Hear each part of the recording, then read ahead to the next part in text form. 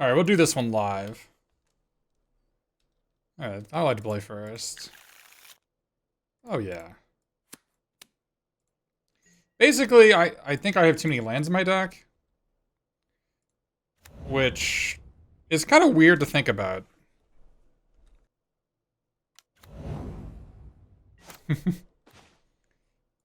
Just having too many lands in your deck. But I feel like struggle might actually be the answer here.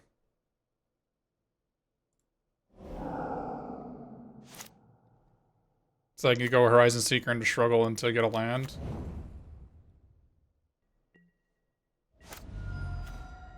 Like, almost every time I don't foretell struggle on turn 2, I always regret it, because it's like, the one cost on this is so vital, and it's crazy how important it is.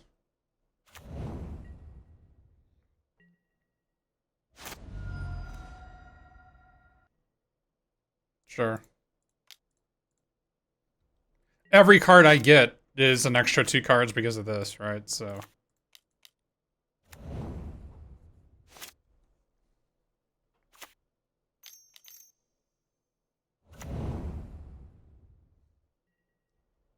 which is something I never really thought about. It hasn't really come up for me very often. But it is certainly quite relevant. I think we need to put the most amount of pressure on our opponent, and I want to kill something that's better than a 1/2, I think. With my struggle, I want to kill like a 5/5 or something. I don't know, I can't kill a 5/5 right now, but... I think if they want to trade this 3/1 for the 2/2 flyer, I'm on board. Okay, they're not on board. I don't have a lot of removal in my deck.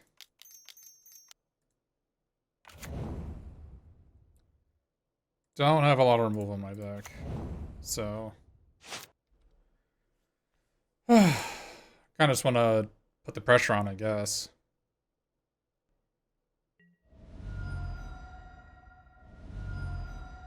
That Ruinous Sustenance is certainly going to be a problem. That X-Card Armory when they have no mountains in play is really weird.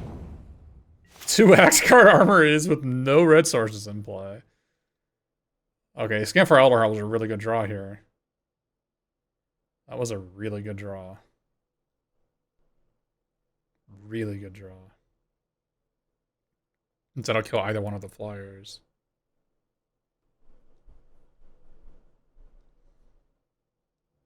We're 3-0 with this. Sure.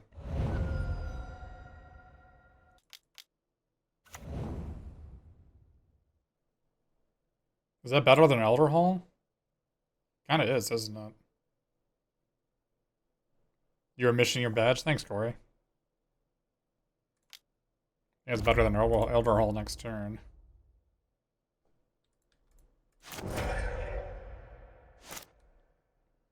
I actually thought they were going to trade the 1/3 for the 3/1. I think it's weird that they didn't do that. I don't know what their plan is.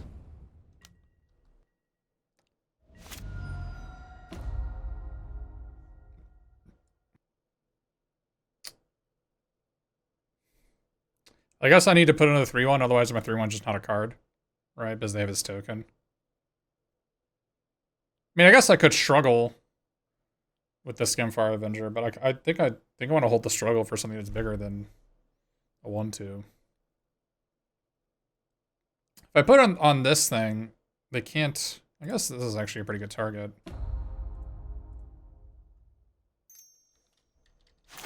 Get a Snow Permanent in play here.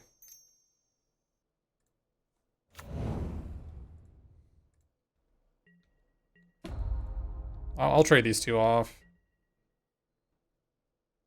Yeah, I don't know how the 3-0 with green-white do-nothings. They clearly have a rare of some sort. Like Starnheim Unleashed is what I'm assuming they have in their deck. I don't think they would play all these creatures out if they had Doomscar, right? Even if they have Doomscar, I've got Burgi afterwards, so I think I'd still win if they had it.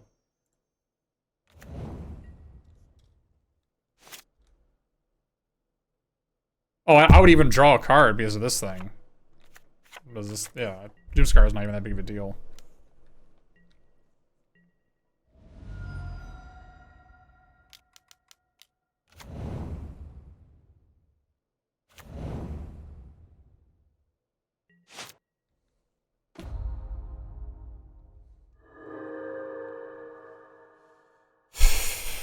Alright.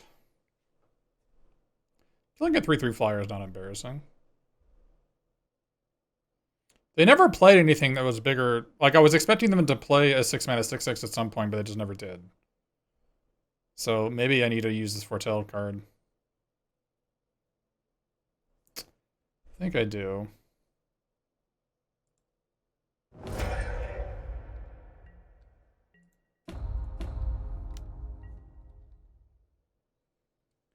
And from here, I'm just like, if they try to kill my 3/2, it's no big deal.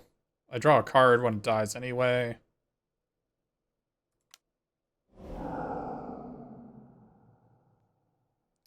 That's pretty good.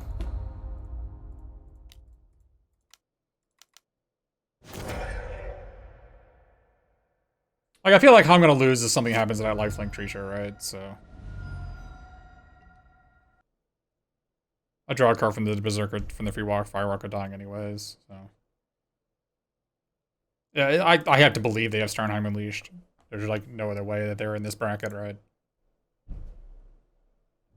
Makes me believe I want to like maybe go into blue for these to deal with Starnheim Unleashed.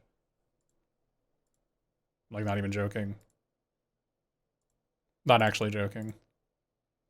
So what I have been doing is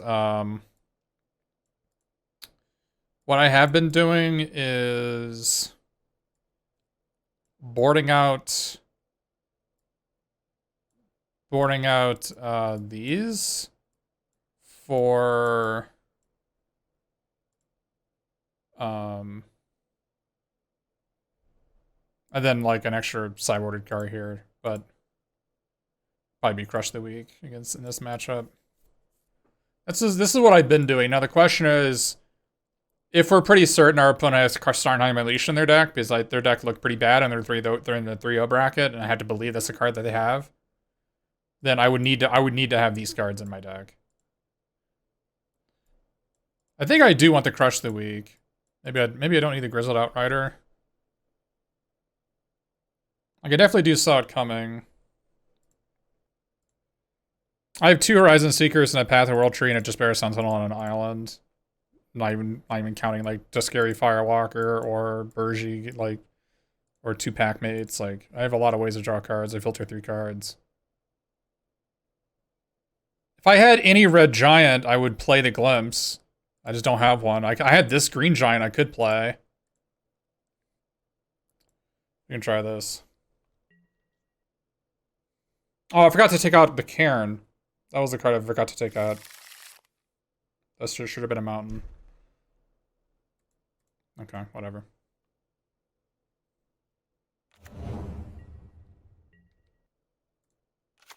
Another card that's actually impressed me a lot, that I've kind of done a complete 180 on, is Despair Sentinel in this format.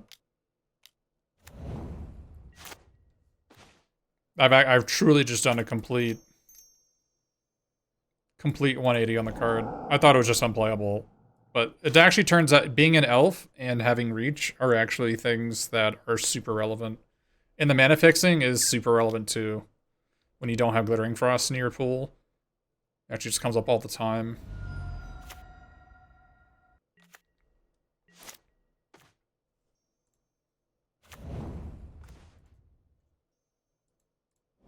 Yeah, another thing I've learned is like you should almost always be struggling or foretelling struggle as soon as possible, because it's actually one of the few foretell cards that's actually cheaper when you foretell it, and I almost always regret it when I don't foretell it. It's like Packmate is 2/2, right? Demon Bolt is 2/1, and it's the same mana cost as a card, but Struggle is 2/1. And one of the like the easiest way to do well in a game is just to tap out every turn. My only untapped Snowland is already in play, so I can't go find it with my Spirit. It's fine though, but like I'm still gonna use all my mana. Well, all but one of my mana anyway. Kill that flyer.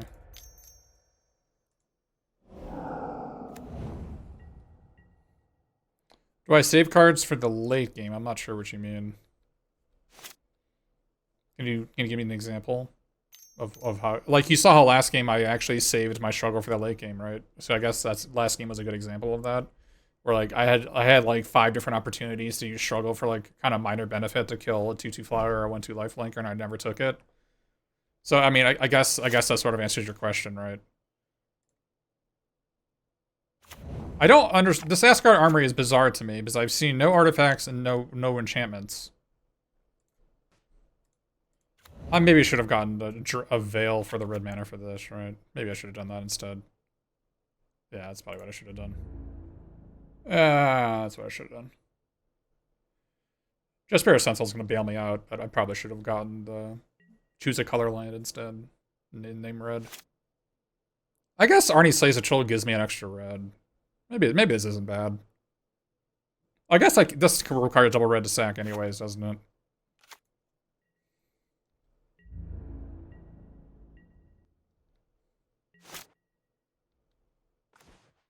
Oh, well, we just draw it, whatever.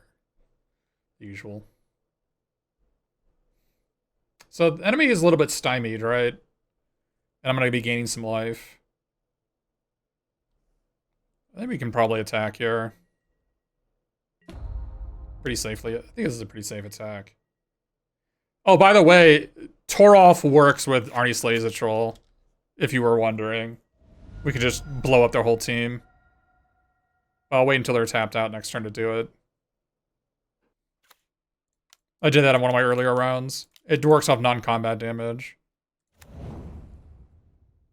You just kill all their creatures. No, OP Island. I think I'm gonna play some League.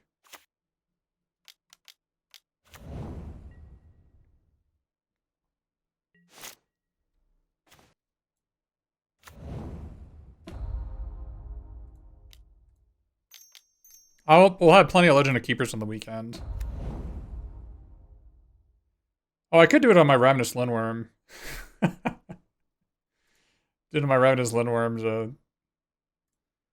I was thinking I could do it on this, but I get 1 more damage and I just kill all their creatures. I don't understand how enemy got to the 3-0 bracket. I have to believe the Starnheimer Legions never drew it. Gotta believe it.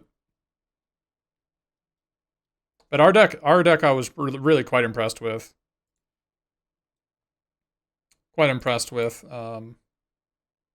Buy your Chain of Smogs now, by the way. Works with Magecraft.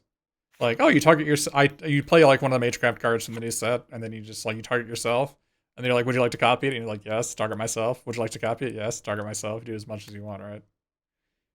This was a 3-cent common yesterday. Now it's up to like 9 tickets, right?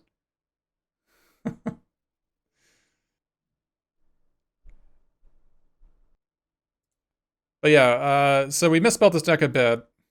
The Razor Draugr was really bad. I could never use it as more than a Raised Dead, so I should just... the Narfi was trivial for me to play, so I should just play the Narfi. And plus, it's a legend defined with my Kolvari. It's like a trivial thing to add to the deck. Play an island over the... Should have played an island over the Skull Karen. And then when I play an island, it actually opens up... it opens up the Path to World Tree being insane in this deck because I actually have the off-color Snowland, and I've got the Spirit to find it. And if I put in the Jaspera Sentinel, which I actually won a previous round with that, the Jaspera Sentinel producing the off-color mana. So like that's another thing. And then I go down to 16 lands, and then I also have Seize the Spoils to get an extra off-color land. Like basically, I did not build this deck as greedy as I should have because I did not acknowledge the fact that I had Path to the World Tree and Jaspera Sentinel and 2 Rise of Seekers and a Spirit, so I can literally just play whatever I wanted from all the colors, and I don't have to really worry about that. It's actually quite possible. There would actually be matchups where I would probably board in Master Skulls as well if they didn't really have an answer to Arnie. But I learned a lot from this pool. Learned a lot. I can't believe we're this far into the format and I'm still learning from every pool. But I just had so many Utopias, I should have realized that I could just be way more greedy. And this Skull Cannon is just so wildly unplayable. I should not even considered it.